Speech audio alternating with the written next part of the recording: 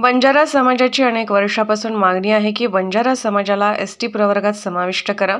मात्र आपले जे काही लोकप्रतिनिधी आहेत त्यांच्याकडून तसे प्रयत्न होताना दिसत नाही. म्हणून येणाऱ्या काळात ताकदीने आपले प्रश्न आणि समस्या मांडणाऱ्या व्यक्तीला मत द्या, त्यांना निवडणुकीत संधी द्या. सचिन नाईक.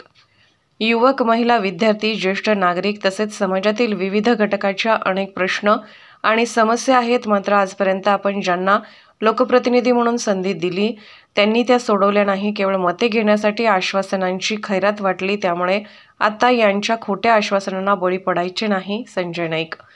समाजाच्या सर्वांगीण विकासासाठी शिक्षण फार महत्त्वाचे आहे. पालकांनी आपल्या मुलाबाळांच्या शिक्षणावर भर द्या. सोबतच आपल्या संस्कृतीचा वारसा जपून विविध क्षेत्रात कर्तृत्वाचा झेंडा रोवा. संजय नाईक. देशभर विविध राज्यात जवळपास 14 कोटी बंजारा समाज आहे.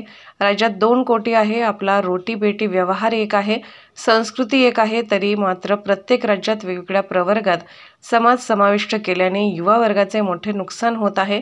त्यांना शिक्षण आणि नोकरी मिळवताना अडचणी येत आहेत. संजय नाईक.